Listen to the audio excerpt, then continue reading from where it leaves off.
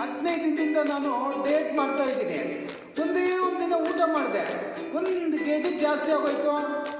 ನಿಮ್ಮ ಜೊತೆ ಈ ಥರ ಯಾವಾಗಾದ್ರೂ ಆಗಿದೆಯಾ?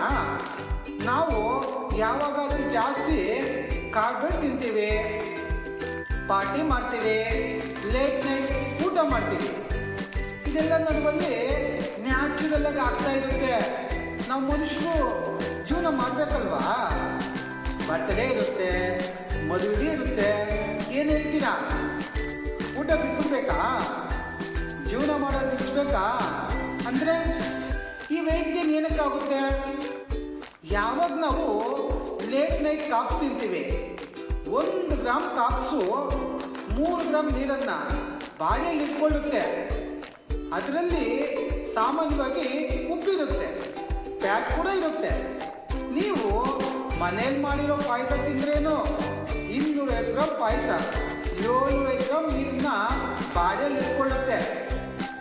ಆದರೆ ಎದುರ್ಕೋಬೇಡಿ, ತಿನ್ಕೊಂಡು ಕುಡ್ಕೊಂಡು ಜೀವನ ಮಾಡಲೇಬೇಕು. ಯಾವಾಗ ಈ ಥರ ಆಗುತ್ತೋ ನೆಕ್ಸ್ಟ್ ಡಿಟಾಕ್ಸ್ ಮಾಡ್ಕೊಳ್ಳಿ.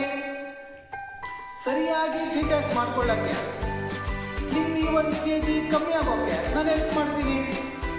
ನನಗೆ ಜಸ್ಟ್ ಹೆಲ್ಪ್ ಅಂತ ಮೆಸೇಜ್ ಮಾಡಿ. ಊಟ, ಲೈಫ್ ಸ್ಟೈಲ್, ಆರೋಗ್ಯದ ಬಗ್ಗೆ ಇಂಟ್ರೆಸ್ಟಿಂಗ್ ವಿಡಿಯೋಸ್ಗಾಗಿ ನನ್ನ ಫಾಲೋ ಮಾಡಿ. ಸೇವ್ ಮಾಡೋಕ್ಕೆ ಮರಿಬೇಡಿ.